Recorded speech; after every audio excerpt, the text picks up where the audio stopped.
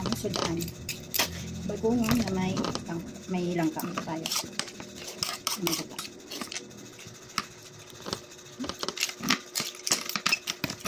Harap. Sama sa bano. Sobrang creamy ng sabaw. Kasi dito, hindi uso dito yung ano na gata. Yung masakak lang gata. Bigyan ko sa inyo. Bigyan ko sa inyo.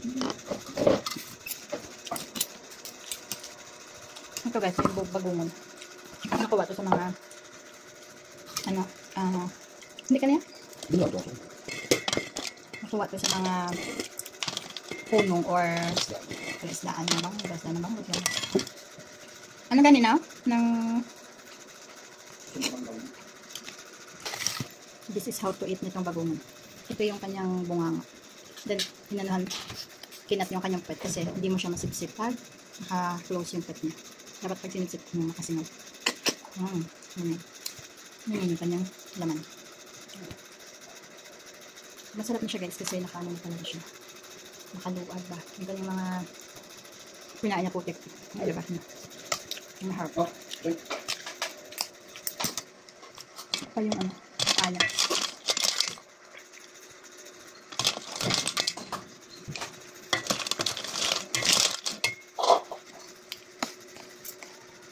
Ano nasa niya guys? Medyo makukul. Di ba ating ato nila? Yung alin?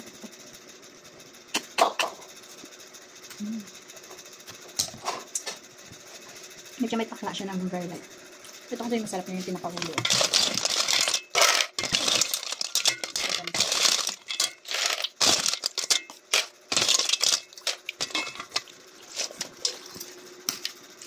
Bakay. Kung mo akong okay na siya yung tira. Okay.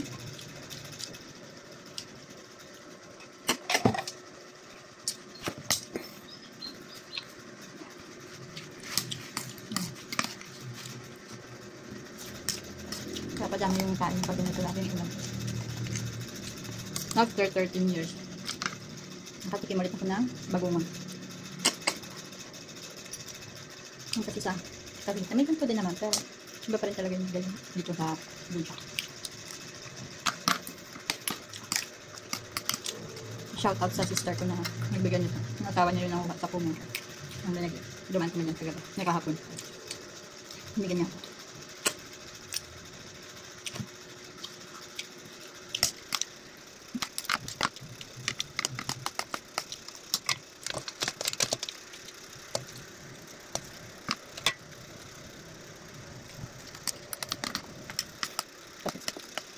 Yung papaya from the yard din.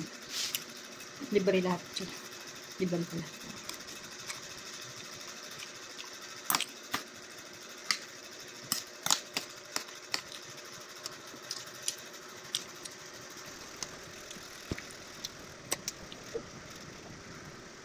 Ito ang kami. Magpapit naman lang. Meron ba? Yan. Bulok. Wala sa mga din ako. Kulit ka naman. Basta. Hindi mo naman.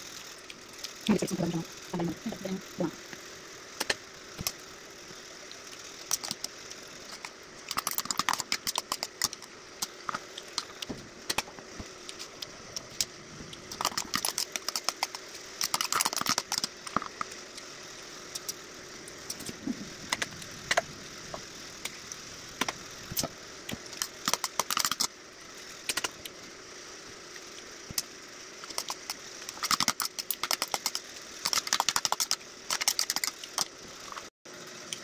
Yung recipe din siya.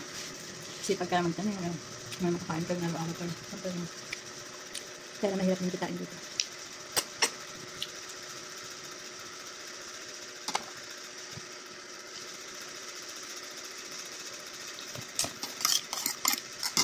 Tsaka may kanin.